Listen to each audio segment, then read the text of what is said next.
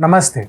This is TFIPost, and I, Animesh Pandey, would like to ask the audience some questions, especially when the Shahabad Dairy case has taken a nauseating turn. Before anything else, just ask yourself, why did this happen? Why?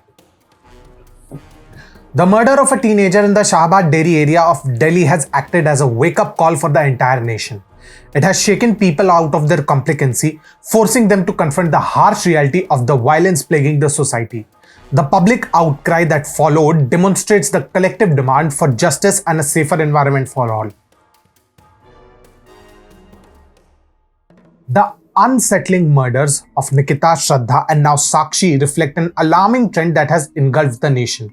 Each case exhibits eerie similarities, demonstrating a pattern that cannot be dismissed as mere coincidence.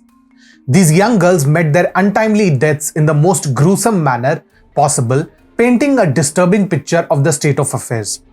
What adds to the horror of such incidents is not just the gruesome nature of the murder, but also the callousness of the bystanders who turned a blind eye to the unfolding tragedy, especially in the Shahabad Dairy case.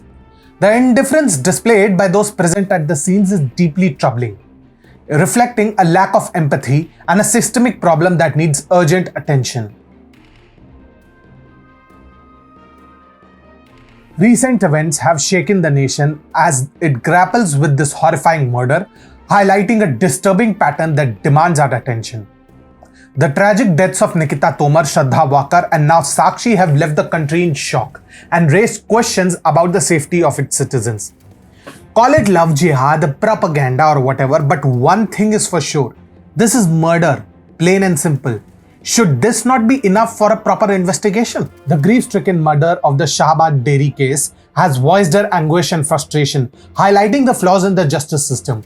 Her heartfelt plea for a life stems from the fear that her daughter's killer might walk free and commit such heinous acts again. And we're not unaware of some super enlightened souls who, despite witnessing such callous acts, maintain that every sinner has a future.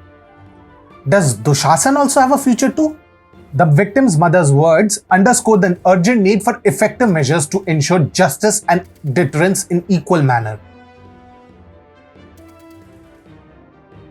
Truth be told, the repeated occurrence of such horrific crimes cannot be brushed aside as random acts of violence. A nauseating pattern is emerging, linking the brutal murders of Nikita, Shraddha, and Sakshi. The Islamic extremism involved in the same reveal a systematic targeting of young girls, raising concerns about the safety and security of women in our society. A startling revelation comes to light with the arrest of the murderer Sahil in Bulandshahr. The discovery of a kalawa on his hand, reminiscent of Ajmal Kasab's attire during the Mumbai attacks, poses a chilling question about a potential larger network. Now just connect the dots. Are we waiting for another disaster to happen? Till when will all this be brushed aside as a mere propaganda? Despite the cries of propaganda from some quarters, it is essential to acknowledge and address this disturbing pattern that is surfacing through incidents like these. Projects such as the Caliphate and the Kerala story have attempted to shed light on this alarming trend, urging society to confront the uncomfortable truth and work towards finding meaningful solutions. The shocking murder of Sakshi has shattered the nation's uncomfortable tranquility, exposing a harrowing pattern that cannot be ignored.